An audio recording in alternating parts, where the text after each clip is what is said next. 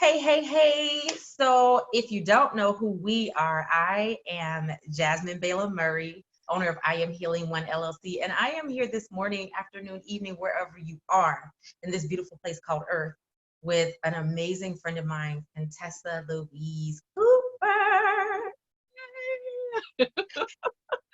So we are just having some girl talk. So if you're tuning in with us right now, grab a glass of wine, glass of tea, hot cocoa, I don't care. Get your groove on and just get ready for some real talk because we want to tell you why, like the why behind the upcoming sex, intimacy, and power life panel discussion.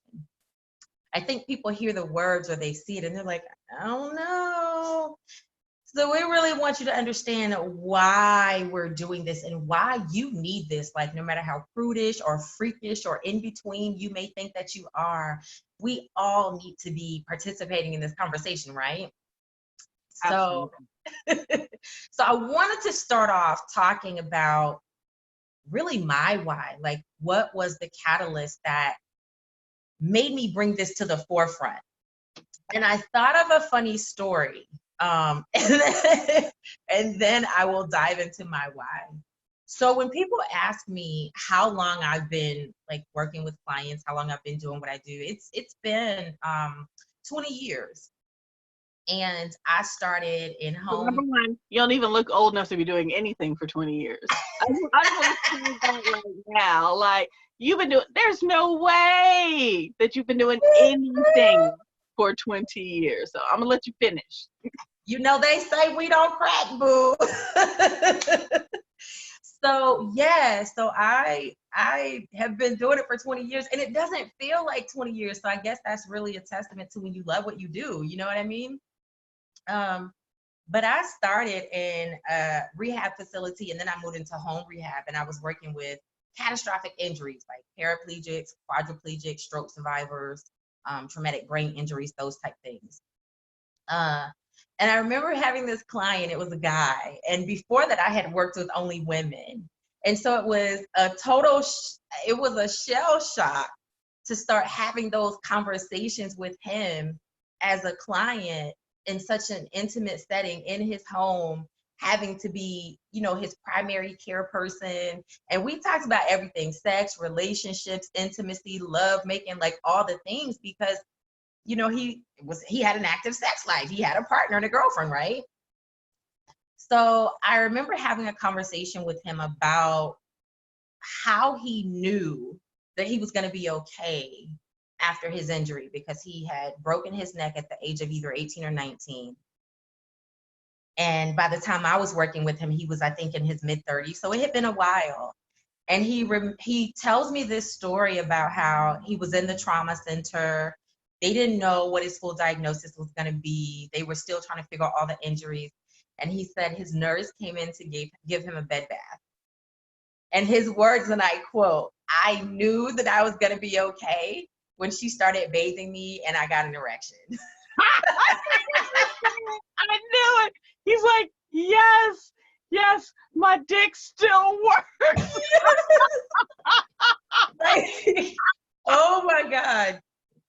I cannot tell you how hard I laughed like a freaking hyena for a couple of minutes. And he was like, it's not that funny. I'm like, but it is. And so like but that tells you the level of intimacy you have to be okay having with clients, right? Because they're going to say anything. So that was not my first introduction to uncomfortable moments when it comes to the male anatomy and a penis with a client, but that was well, no, I almost lied. That was not the funniest. Now I feel like I got to tell y'all this one. So like a year prior to that, I was working in a rehab center giving a male client a bed bath. And he was in his 60s, 50s or 60s. And as I'm cleaning his penis, I hear this sound go. And I was like, oh my God, I think I just broke the man's penis. Wait, I want to know, how hard were you scrubbing in order to break it? Like, did you have a death grip on it? Like, what? Girl, let me tell y'all. Like, so not to not to get too graphic, but I was holding it at the base of his penis and I had the rag and I'm washing him. Well, long story short, he had a penile implant. And Oh, and oh, this was like, yeah, this was like 2 decades ago when they weren't that great, clearly. So and you activated it.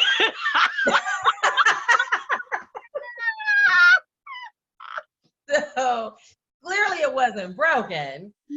But yeah, so when you talk about having insane moments with people, I've had them.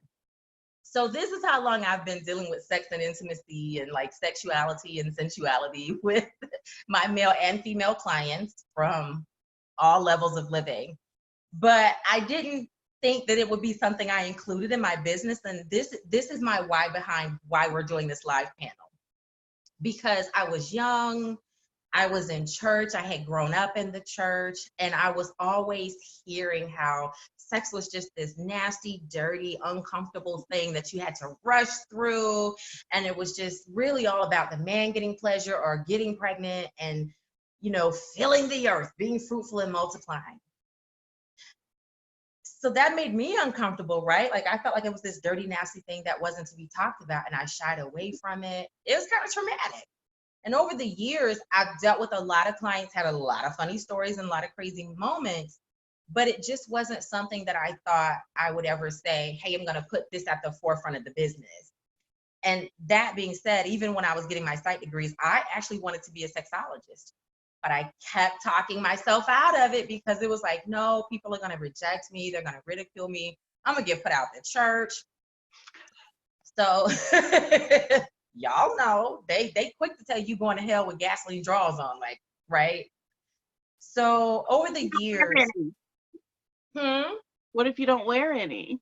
girl, listen, then you just going quicker because then you just a heathen, okay?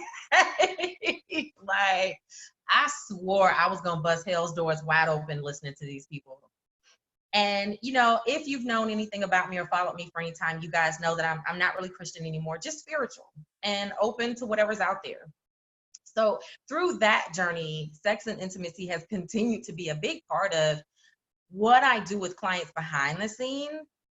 But I kept feeling that nudge, and I kept hearing that need in conversations that I was having. And I saw it in my own life, like how powerful sex and intimacy really was and could be when I just said, I'm not going to judge myself for this. And I'm not going to worry about busting the gates of hell wide open and being a heathen. If I got to be a heathen, I'll just be one. Like, I'll own it. But just being me, unapologetically me. And I finally figured out that part of that meant speaking my whole message, whether it was liked or given the thumbs up or the seal of approval, or whether it was hated on and I got the weird comments about people trying to save me and talking to me about Jesus. And Contessa, we get it all on social media. Baby, they swear up and down Jesus created them for the sole purpose of saving our souls. Like, but once I started embracing that and just saying, excuse me, but fuck it, like I'm just gonna be me, and the people that are here for me, they're gonna be okay with that, and the people that are uncomfortable with it, that just means I'm not for them, and that's okay too.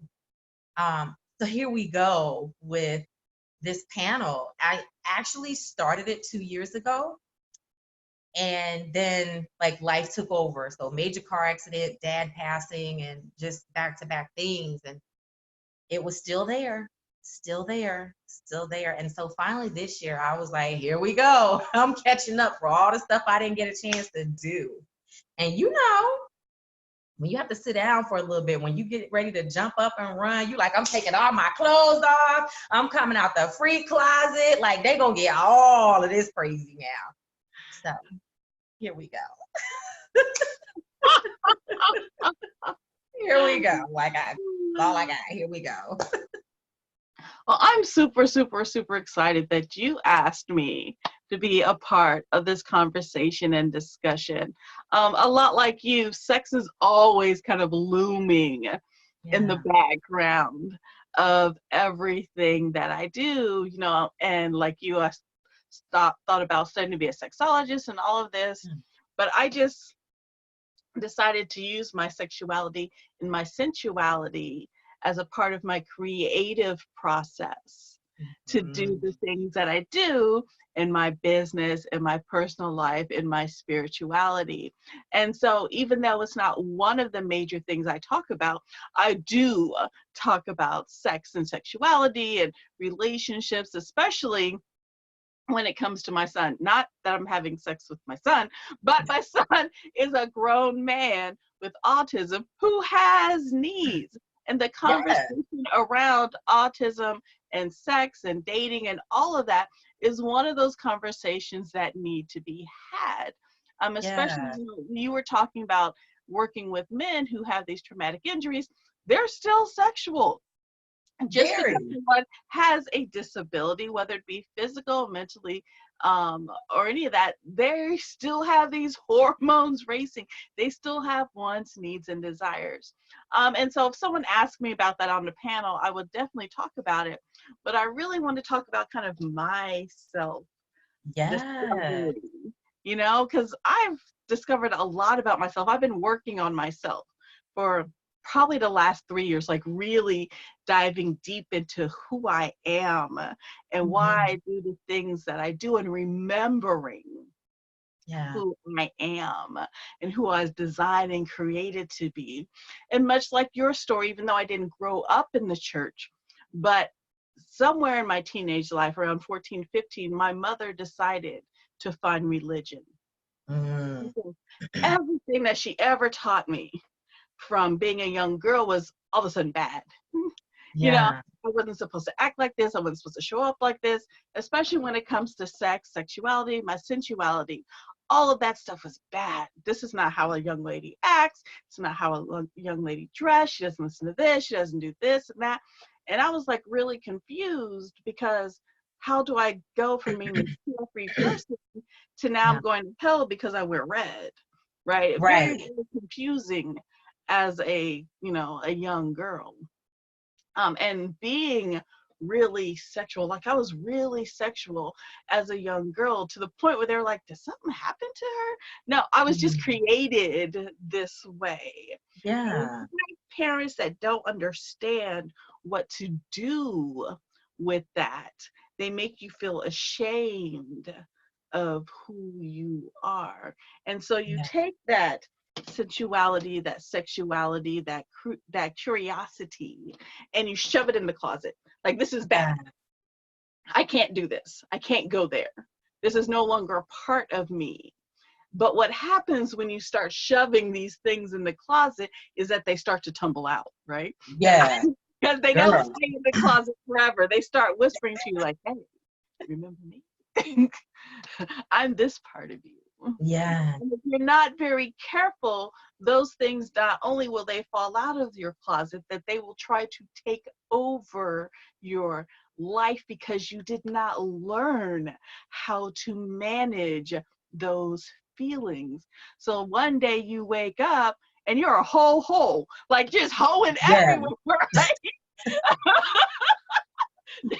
I'm like the biggest hoe. Like, you couldn't Mhm. trust me around your man, couldn't trust me around your woman, couldn't trust me nowhere, right? Just conniving. Sleep with Mm. anyone, anywhere, anytime, putting myself in dangerous situations, because I went from Yeah. one extreme to the other, right? Yeah. Without managing any of those thoughts, needs, and desires. And you find that that happens a lot when someone is sheltered and they finally get a little bit of freedom. They're just everywhere, right? Yes. And so one day I realized I didn't like that lifestyle. So what did I do? I went Mm. back to the other direction of being prudish and went back to church. I was Yeah. doing all this stuff, but something in me just wasn't right. And so Yeah. I wanted to figure out how to manage that, how to work together. We're supposed to be partners, right? Me and this Yeah. part of me. It's not a separate part of me, it's still me. So how do we work together so I can be a whole Tessa? That. Please say that again for the people in the back. that can't hear you. So this part of me, this sexual part of me, is not a separate part. It is still a part of me. And so I needed to learn how to work together so I can be a whole Tessa.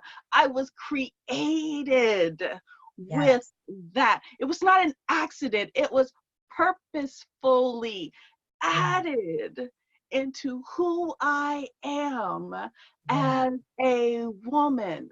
So I needed to know how to use that, yeah. and realizing that if I didn't, I was not going to fully do what I was designed to do. Oh, That's. Can we pause right there for a minute? Because that's it. Like I don't think that people really grasp how powerful sex is. It is not just for procreation. It is not just for a man getting his rocks off. It is not just about penetration. Sex is so freaking powerful. It is a creative force. It is its own experience. Like, you know what I'm saying? absolutely. Sex will take you to a whole different dimension. Like when he hitting it good or she rocking it good, baby, sex will take you to a whole different dimension, have you speaking in tongues, calling on Jesus, Buddha, and everything in between. And you didn't know none of them 5 minutes ago. Like, let's be real. Sex is a beautiful, spiritual, whole body, if you're doing it right, whole body, mind, body, soul, heart, and spirit experience. And I don't care whether you're doing it with yourself or a partner. Yes. Because if you want to be celibate, baby, be celibate. But that doesn't mean that you cannot experience the beauty of physical, sensual, sexual, powerful, creative energy. And I just feel like whether they came from the church, whether it was a parent's transition, whatever the catalyst or reason was, too many people are being stifled and broken and hurt and wounded and traumatized, and have taken something so beautiful and natural and made it like dangerous. You know what I mean? Not just like Dangerous. It is dangerous. There is something that is dangerous about a woman who fully understands the that, power of sex. And so, that. therefore, they don't want you to know how powerful you are. And so they demonize it, Oh right? my God, yes. They demonize it. You don't Yes. demonize sex for men the same way that they demonize sex for women. Yes. Yes. And Ah, that's the thing, like, uh, how many women do you know? Because you probably can't even keep track of them anymore. I know I can't. How many women do you know that have been victimized, traumatized, abused, whether it be emotionally or physically or mentally or spiritually or financially, using sex? And it has taken them decades, and some of them have gone to their grave with that same trauma and those same wounds. And some of them, unfortunately, many of us are birthing children and causing generation after generation after generation to hold that same trauma and mhm, passing down that same pain and that same mhm, ignorance and that mhm, same intolerance, because mhm. we are not doing the work to heal. And it's easier to point the finger at every other person that hurt you, or this person said, or my mama did, or my daddy did, or my cousin, cat, rat, dog, and anybody else that was involved. But at some point, we have to realize, yeah, they may have started the hurt, but it's up to us to take it back and say, but I'm going to choose to heal this and let it go, you know? Yeah, yeah, yeah. And it's this weapon that just has a double-edged sword and it's being used over and over and over again. Mhm, So mhm. I feel like this, I keep telling people this is going to be a life-changing event, because I feel like people are being set free even through the conversations that we're having, like on Facebook and Instagram and wherever else.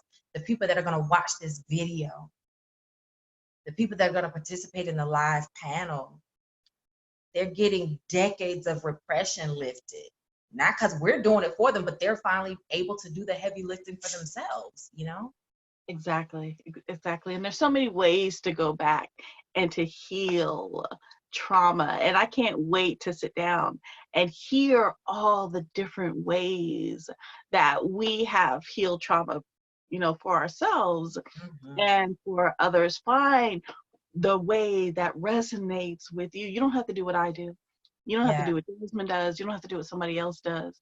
Find out what your path to yeah, healing looks like and start to walk in that.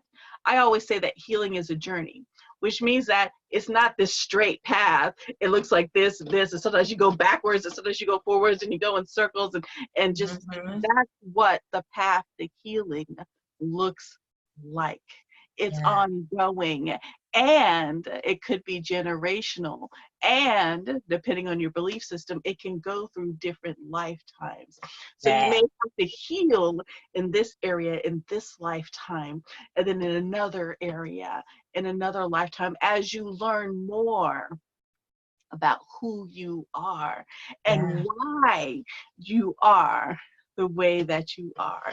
And every yeah, time I go back to figure out why I am the way that I am, I get a little bit more healing done in this areas. So let me tell you a little bit about one of my past lives, which is just mm-hmm. so good. And so in this life, I was ruled. There's a bunch of rules and regulations about how Tessa is supposed to behave, right? Right? Very, very, very much secluded from this world, even though I knew that I was a free spirit. Okay. And so when I got a chance to finally go out on my own, I overdid it, like completely overdid it. I was selfish. I did whatever I wanted to. I didn't care what anybody else said, what anybody Yeah, else did. It was just yeah, all about my pleasure, to the point that I actually OD'd because I was just me, me, me, me, me. I wanted to experiment, wanted to have fun. I wanted to have fun because I didn't know what fun looked like. mm-hmm. And so because now in this lifestyle, I'm doing the same thing. I'm remembering, oh no, you got to have rules. You got to follow this, you got to follow that, because if you don't, you're going to go all the way to the other end and be Mm-hmm. disruptive, right? Mm-hmm. And be destructive. And Yeah, so now I'm learning how to have joy, how to have pleasure yeah, without causing harm to others. that, And that's that, where I am in my life now. I am being selfish without harming others. mm. And it's okay to be that way. That's beautiful. Like, I- how many of us have tried to get that lesson over and over and over again and still ain't got it? You can live your life and be fulfilled and feel amazing, and yet not intentionally have to go out and hurt others or yourself to do it. Exactly. And I Exactly. think that's where sex is getting twisted. Sex can be a dangerous weapon, or it can be a powerful tool. And every single person has to decide how they're going to use it. Mm-hmm. Yeah, Mm-hmm. it's always that balancing act of, am I going to intentionally inflict pain and harm? Or am I going to intentionally share good and blessings? Am I going to be light? Am I going to be dark? And there's nothing wrong inherently with either one. It's about finding the balance of what allows you to thrive and helps others to thrive too. Because you can be selfish, you can be a giver, you can be self-full, you can be whatever you want, but you don't have to use your power or your creative forces to do harm or destruction to yourself or others. You know what I mean? Exactly, exactly. Because I'm all about casual sex, all about it. Get yours, honey. But I don't have to harm the person I'm having sex with. They know what's up. I am very, very forthcoming with why I'm sitting next to you and having this conversation, right? And what my expectations of when we get up and go to a bedroom somewhere, right? This is what I want. Are you able to provide this for me? And then I want you to be about your business, right? Because this is just for my self pleasure. I'm doing this for my pleasure. You're going to feel good too, but I'm doing this. Right. Me. And this is what I want from it. That's it. You got two things in there that I want to pull out. Sure. First, the fact that you get to go into it understanding that your self-pleasure is first. Because for women, we've always been told, girl, he a good man. You better do whatever you got to please him, be a freak in the sheets and a lady in the streets. Or girl, you know, it's okay if you ain't getting no orgasm. Just keep moaning. Long as he think he's stroking it and he paying those bills, whatever amount of foolery that we're feeding ourselves or somebody else. And so you got women laying here like wet logs, thinking that sex is not supposed to be enjoyable for them, or afraid to speak up about their needs and say, yeah, you're not stroking that right, or that doesn't feel good. Get up, stop, time out, let's call a foul, whatever we got to do, because I need to teach you a few things to help you please my body. We're afraid or ashamed to talk like that. And then the intimacy or the casualness of sex, I don't think that any of us has a right to judge what another person is doing. If it's not causing harm to themselves or another one, if it's not with a minor or something that is illegal, I don't have a right to be in your bedroom telling you, girl, you can't have a one-night stand, or boy, you can't do. It's not mine. I can't govern your vagina or your penis and tell you who you can stick it in or let stick it in you. As long as you're being legal, do what you do. You get what I'm saying? But we feel so much shame and so much judgment, whether it's from religion or society, and it's just taking all the fun and pleasure out of what is supposed to be something so friggin' amazing. I mean, come on, Tessa, because you know, like I know, when you getting it good and that man or that woman is stroking it right and they are touching those spots, baby, listen, they will make you want to check out for about a week and be like, I'm on hibernation vacation mode. Don't call me, don't text me. I don't need to eat. I'm just going to lay here. But so many people are missing out on that. And they think it's just a couple of pumps of ramming your head into the headboard. And I'm like, where y'all coming from? Like, no, okay, that might have been it when you were 15, 16, stupid, or 17, 18, young, dumb, and experimenting. But at 25 and 38 and 45 and 50 and 60 and 70, we need to be learning that there's a lot more to this, or there can be. Absolutely. There can be. Look, when I'm getting it good, I'm happy. I get along well with people. I am extremely creative. My business is better. My personal relationships is better. I feel good in my body. You don't do this, right? Like, I have a chronic illness. I'm going to do whatever it takes to feel good in my body. And when someone is hitting that right, all those good hormones are flowing through my body. The endorphins are like, yes, girl. Those are my own painkillers. And I'm like, whoop, all right. I can get to work now. Yes. Sex helps to create more oxytocin in your body. Sex helps to create more pain relief. Sex helps to increase circulation. Sex helps to increase mobility. Sex helps to increase more restful sleep. I mean, there's no thing that you can tell me that sex really can't help but to improve and empower. You know, whether it's your money flow, whether it's depression and anxiety, whatever it is, it may not cure it, but it can doggone sure help it a little bit. Yes, it does. And so it's okay to use sex as a tool for healing. It's okay to use sex as a tool for pleasure. It doesn't have to be, oh, I love you, and this is why I'm having sex. It's okay. Like, when you're in love with someone and you're having sex, that's a whole nother experience.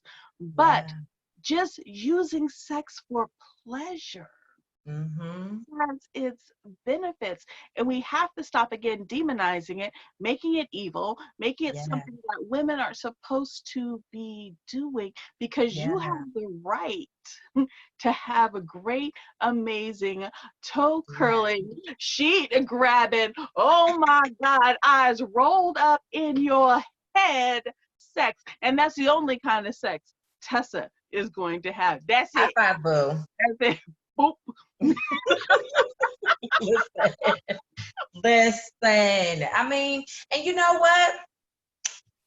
Let's get a little deeper and put it on the table. Because sometimes you ain't trying to make love. Sometimes you're trying to get a good fuck section in, a good sex session in, a good 5-minute quickie in. It ain't always got to be, he got to be 60 minutes. But girl, listen, I be tired. I'm not trying to be going over 4, 5, 6 hours a night. That's just that movie stuff and that erotica stuff. Ain't nobody doing this for real every single day. Okay? But you can get a good session in 5, 10 minutes and going about your day, and he's over there smiling, you over there smiling, everybody's happy. And when you're happy, like you said, your creativity flows. Those of us that are entrepreneurs and business owners, it's easier for us to get out there and use that manifesting energy to do what we gotta do and make this money. Whether you're a lawyer, doctor, whether you're a school teacher, I don't care what you are, whatever you are, sex can help you in your finances. It can help you with fulfillment in your job and your career. It can help you get, especially for women, when we have body issues, self-imagery issues, self-worth or self-value issues, struggling with self-esteem and self-concept. Baby, sex will get your whole self together and have you walking it like you Naomi Campbell on the catwalk somewhere. Every day. Every Right? day. Right? This why, and listen, don't believe me? Check out some of these guys. This why he walk around with a pot belly, 6-pack beer on his stomach and looking like humpback whale somebody, and he's smiling because baby, he hitting it and she hitting it, and he know he feeling good, she feeling good, and it's all good. Sex doesn't care what you look like, how skinny you are, how much you weigh. And here's another thing I think we got to throw at them. When you're feeling your partner and the sex is good, they don't care whether you gaining weight, losing weight, whether you got lumps, bumps, cellulite humps, and anything else in between. They like, baby, work it good, keep stroking it good. Me and you, we on the same page. We good, right? I'm good. I ain't never had nobody complain about a stretch mark.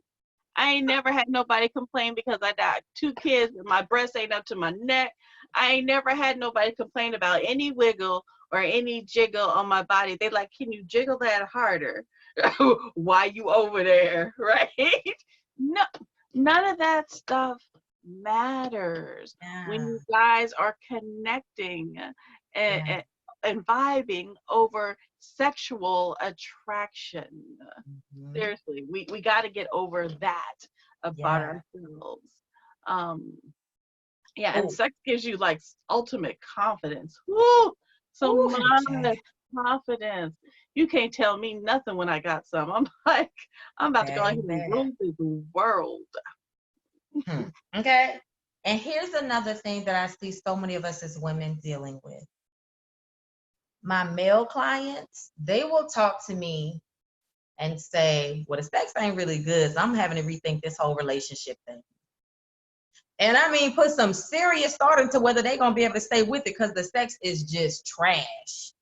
But my ladies, they will sit here and be coming up with all manner of reason, trying to convince themselves, trying to talk themselves into all his other good qualities. And so many times I've had to ask them, are you trying to convince me or yourself that this is worth it for you to stay in it? Because you don't have to accept trash intimacy and sex. You don't have to accept that that's all that you can have with this person. So either one or two things is going to have to happen, or one of three. You're going to have to get over it because the sex may never change. You're going to have to figure out how to communicate with him so that you both can create an experience that's pleasing to not just him, but you, or you're going to have to let his ass go and choose to find you a partner that can please you not only mentally and emotionally and spiritually, but yes, and importantly so, physically. And that's a drastic difference that I see between them. The men are like, listen, I can't settle because I need to be stroked. where the women are like, oh, but I think he loves me, and oh, he's so sweet. And I'm like, but sweetness is not what's going to keep you there when you can't stand his ass and you ain't feeling the love because y'all been arguing for the last 2 weeks over something stupid. Sometimes you got to end the argument and bring it into the tension with some good body banging, love making, sex, fucking, whatever you're doing to reset the energy and reset the communication. It can't save a relationship or a marriage, but it can sure help it. You know, you brought up a good point about communication, right? There's so many times that we're dissatisfied about our sexual relationship, but have you said anything? Right. Have you showed your partner what you like? Right. And let's just take that a little bit deeper. Do you even know what you like? That. A lot of times I talk to my women and they don't even know what they like. And I was like, so tell me about what your self-pleasure routine is. And they're like, what? I don't have that. Why would I? I just rub on it a little bit for 30 seconds. I'm like, oh, girl, you missing out on a lot by not exploring your body and knowing what you like. Because how am I supposed to know what you like if you don't know what you like? That's it. We don't read minds through osmosis. No, not at all. And so I encourage people to go on a self-pleasure journey, to spend some time and like make it an event. Don't just be like, oh, let me turn off the light and get up underneath my covers and rub it out real quick. Nah, get your candles, get your music, get your wine, put on something that feels good, put on your makeup, take a nice long bath, and use lube, and get your groove on. Take some time, like carve out 30 minutes, like, oh my gosh, 30 minutes is such a long time. Take it all. Girl. Slow, start, stop. Look, learn how to do the alphabet. Okay, get it all the way in. Start reading some things. Learn some new techniques. Yeah. And that way you can tell your partner, I like it like this. I like it slow, then fast, then slow. I like my vibe on this speed. I like it when you do this and this simultaneously, right? Because sex is not just about your genitals. Yeah. Sex is your whole entire body. It's all of your senses. It's what you see and smell, taste and hear. Everything around you. And then when you add in the spiritual of it, ooh, that's what's missing in a lot of our relationships. Sex is just something we just kind of hurry up through. And it's like, no, you're missing it. Think about being the goddess on the mountains underneath the stars and making this offering back to the universe. And baby, the offering is you. Right. Baby, listen, that's the cake right there. Because so many women feel like, well, I hate blowjobs, but I got to give him one. Okay, well, when's the last time he gave you one? Oh, girl, he said he don't like that. What now? And why are you doing something? I don't get that. What was like, yeah, my man don't ever go down on me. Why are you there? Right. Why are you doing something for him that he is not willing and kind to do for you?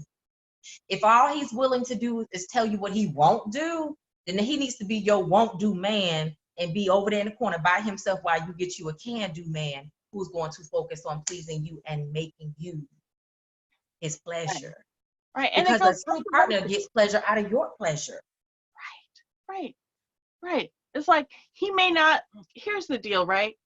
You may not enjoy doing this, but you should enjoy doing it for your partner. And they should enjoy doing it for you. Let me tell you something. I get off when you get off. Especially if I'm the reason why you're getting off. I'm like, yeah, this feels good to me. I want to hear you scream, look, say my name over and over again. Okay. Matter of fact, if you're not saying it, we're not doing it right. Right. look, and I want it to be an effort to get out your mouth when you say my name. Yeah, and the only reason I don't want you saying my name is just because you forgot it, because you forgot your name, because it's feeling that good right now. Right, like I don't know that. That's all right, but you're gonna remember it soon. That is it. That is it. But And these I are feel like we need to have that more. More. Right. We need to have conversations with our partners. We need to have conversations with other women.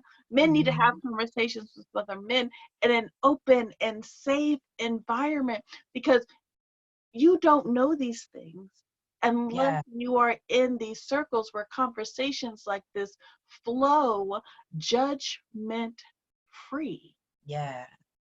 Regardless That's of where huge. you are in your sex life, whether you're vanilla, and there's absolutely nothing wrong with vanilla sex. And if you're all the way in the end with the kinky stuff, but most of us are somewhere in the middle. Yeah. A little vanilla, a little kink. Yeah. And all of that is okay. But know that No. I'm a person you can go to a conversations. Jasmine is a person you can go to conversations.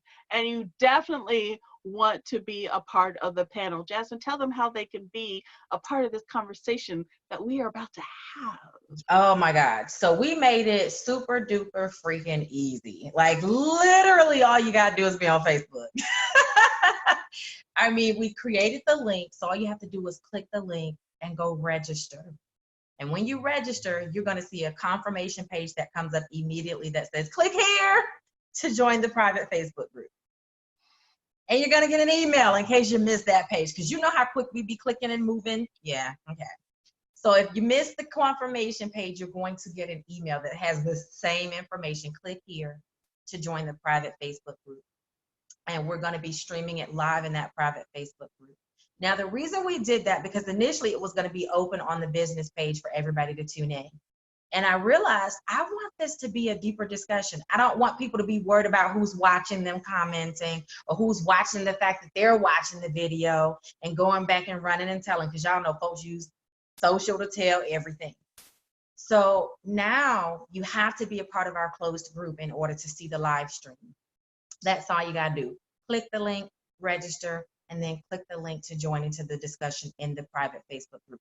And it's going to be on November 22nd. Check these numbers out. 11/22 at 1 p.m. Central Standard, 2 p.m. Eastern Standard. Like, how powerful are those numbers? And what's even more amazing, not only do they get to participate in this live discussion with us on the 22nd of November, but the group is live now. So the quicker you join, they actually get a chance to interact with us now, because all the speakers are in the group. We're posting discussion questions. Some of us will be going live up until the actual panel discussion in a couple of weeks. So now's the chance for you to dive in and have these type of conversations with Contessa and myself and all the other powerhouses, because we're coming together not because we just feel like it. This is a purpose for all of us. Dare I say, this is a gift. This is the reason that we are all in our different businesses, because these are topics that we're all covering. And that's why I brought men into this, because as we're talking about in this discussion, it's not just a woman's job to do the work. It's not just her job to be talking about this. It is your partner's job, male or female, to be supportive, compassionate, helpful, safe space. We as men and women have to be willing to come together to have these conversations, to co-create these experiences.